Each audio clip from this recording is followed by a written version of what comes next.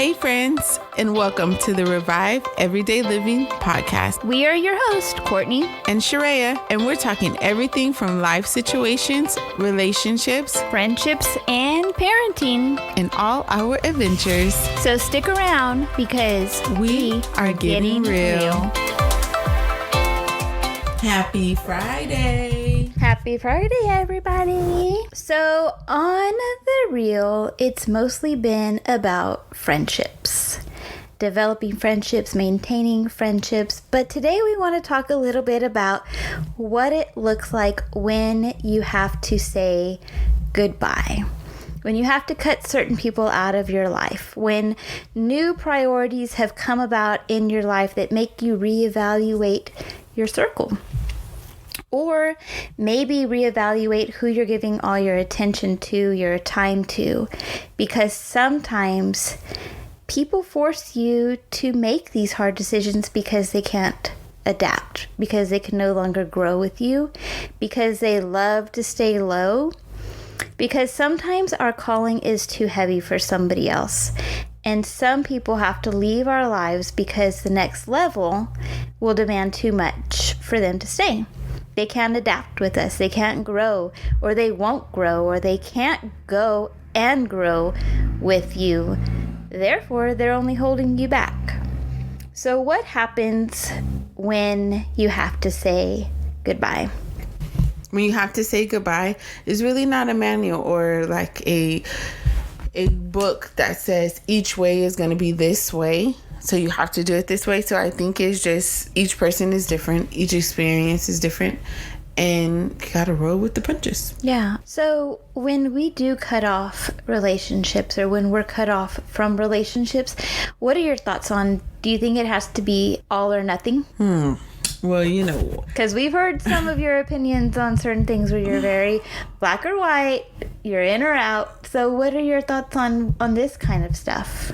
I think when I have to cut someone off, I am very black and white. Mm-hmm. I cut you off for a reason. I'm good with whatever the reason was. But when I am cut, yeah, I am like, wait, why? Like, what? I don't understand. What are we doing? Yeah. So that's when that black and white is kind of different. Mm-hmm. And that's where it goes back to, there's no manual on it. There's no like right way. I know that there's a wrong way, but there's many versions of the right way, I guess. So I think for me, it would just depend on the person. Like, was that relationship that I was connected to, was that a toxic relationship? Were they somebody who really just pulled me down from my level that I was on, that I need to just completely cut them out? Or was it somebody that I could just reposition? You know, I was thinking about this the other day, and I thought, when there's people in your life that you love and trust, they're usually the ones that cause the most pain, right? And when they hurt you, you develop this type of callous, and it makes you set boundaries, and it makes you a little less naive, and it makes you guard your heart a little bit better. And so many times you hear people say, like, calluses are a bad thing, but are they really? Like, is it really a bad thing to become callous? Because really, calluses, all they are is a hardening.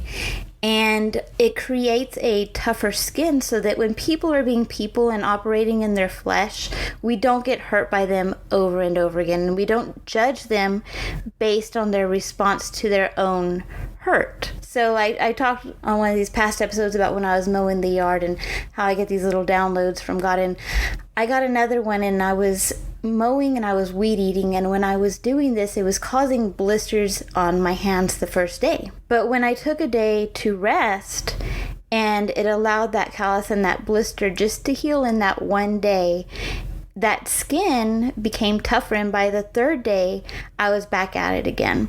And I was able to mow and I was able to weed eat without my hands hurting. My skin developed a hardening that I was better equipped to withstand the work. So many times when we've been hurt by somebody, if we just take a step back, we reposition them, then we become better equipped to handle them Because sometimes you may be saying, like, I can't rest from this person. I can't take a step back from this person to heal because maybe they're your spouse or you work with them or maybe they're even your kid. So then I thought, okay, let me go get some gardening gloves. You know, the kind with the rubber on the inside where it protects your hands a little bit better. Put those rubber gloves on. In other words, remember the encouraging word that you wrote down that somebody gave you, or a prayer that somebody prayed over you, or about a worship song. You talked about worship songs and affirmations that you heard that really empowered you to go and get back into that fight. So sometimes all we need to do is take a step back, realize like, okay, that person is not who I thought they were, and reposition them. Maybe you don't have to cut them completely out of your life.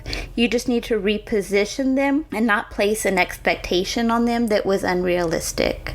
I know so many times for me, I place unrealistic expectations on people, and I don't even communicate that expectation to them. And when they don't fulfill that expectation, I'm disappointed, but they never knew it in the first place. So then I'm like, okay, like you didn't meet my expectations. So now your actions have showed me that, okay, you're not what I expected you to be. You can't fulfill what I thought you could do. So let me reposition our friendship. Let me cut you back a little bit. I don't have to completely get rid of you. I don't have to extinguish your fire. T.D. Jakes says, I don't have to extinguish your fire. I can just minimize your role in my life. That was good. That was real good. Don't extinguish the fire. You go be great. I go be great. We just have different roles. Mm-hmm. Are placed differently. So I did like that. I think sometimes also when somebody that you love is hurting you, then you know that that's a toxic relationship.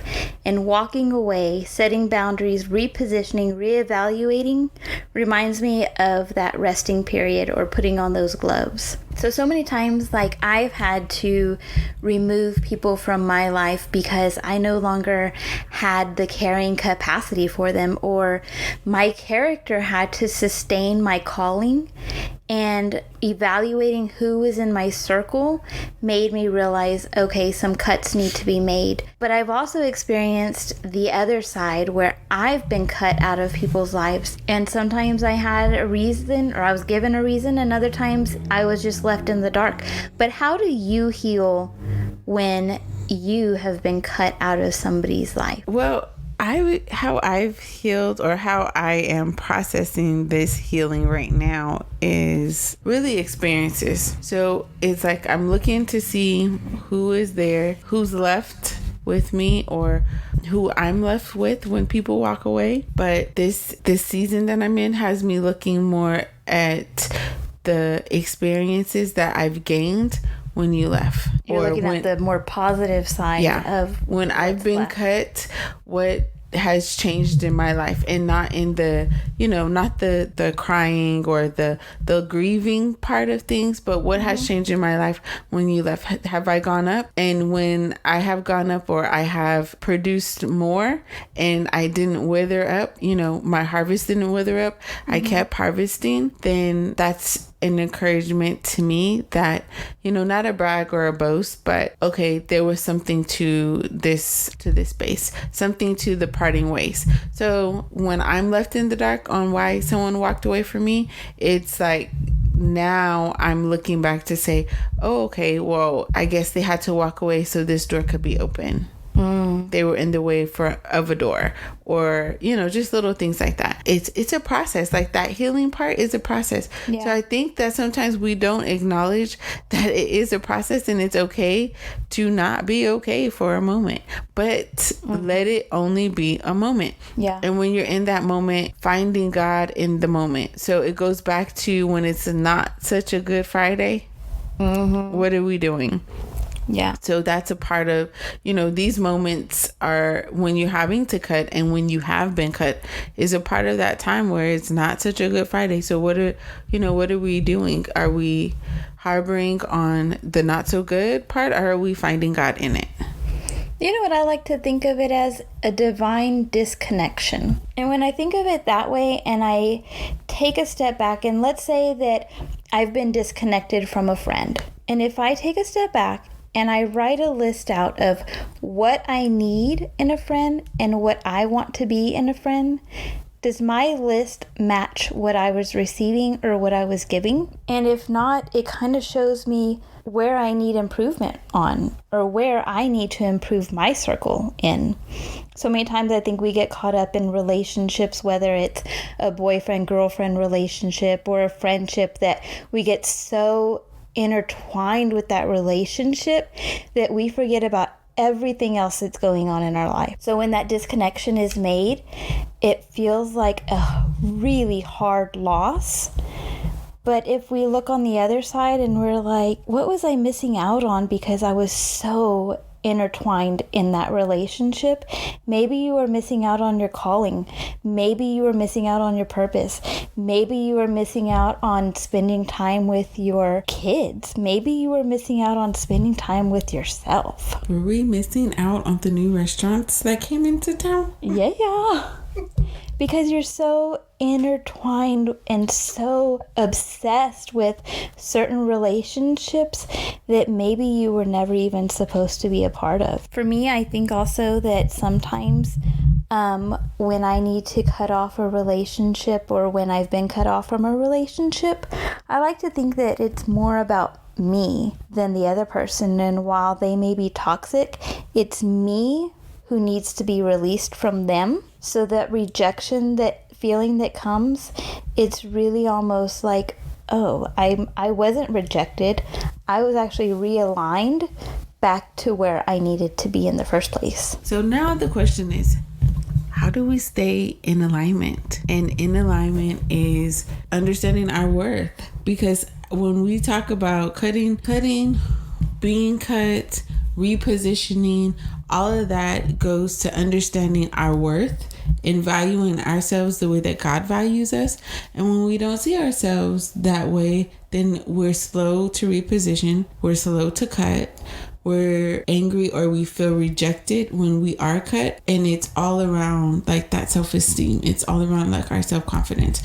So let's chat about what are some things that we do that keep us elevated in self-esteem. I think it goes back to who's in your circle. You know, when I went through a very rough time in my life, my number one prayer that I never knew I needed was, God, send me godly women. Godly women that whenever I go through something difficult will not entertain my behavior, not entertain the fleshly side of the drama, but will pray me up, will encourage me, will speak life into me, into my situation, and not cause more hurt and cause more drama and rejection on my life.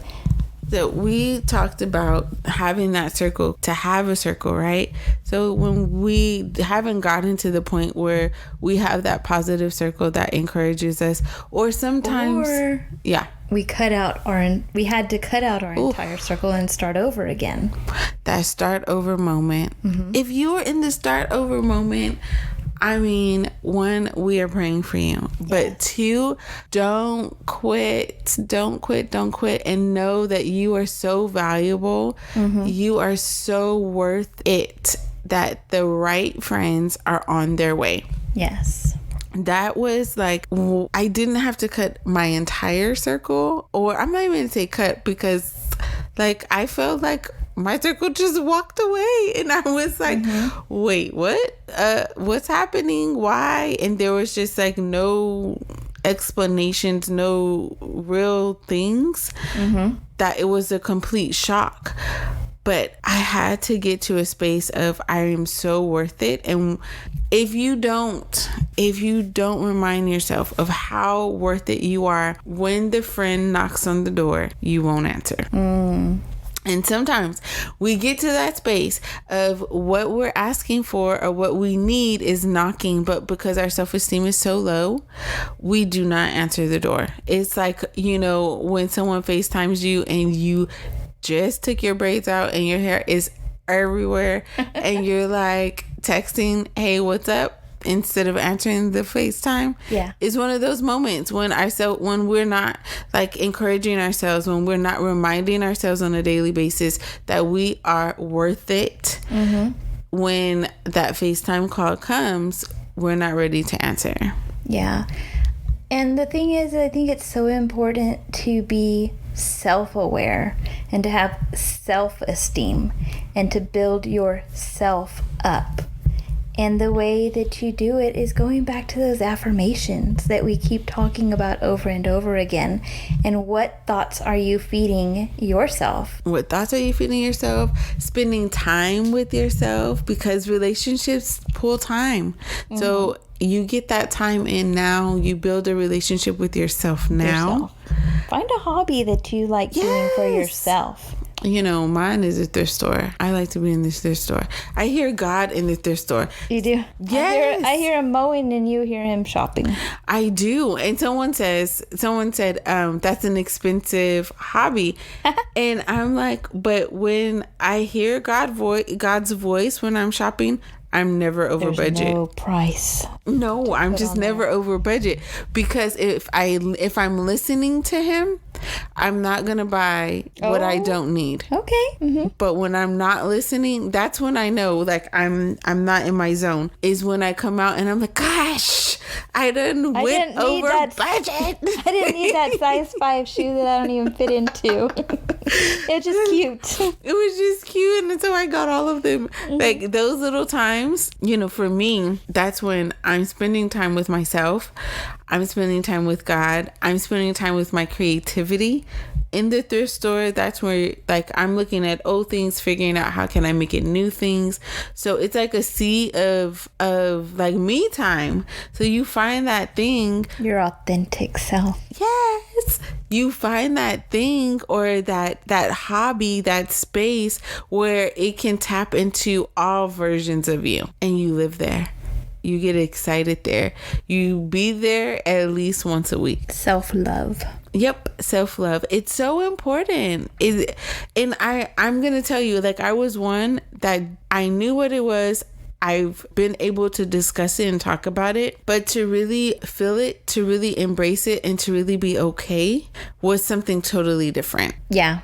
I think the experiences that we've gone through give us credibility almost to talk about this, because we've had to cut out people. We've been cut out of people's lives. We've gone through depression. We've gone through loss and heartache and hurt, and we've had to rebuild ourselves and love ourselves again and find our self-worth after our circles disappeared. So I would say, if we can do it, you can do it. And know that you have friends in us. We are praying for you all, and that your next season of repositioning, of cutting, or walking away be filled with self-love, be filled with joy and peace. So until next time, keep it real. Thank you for listening to this week's episode of Revive Everyday Living. Be sure to subscribe, comment, and share. Also, follow us on Instagram and Facebook.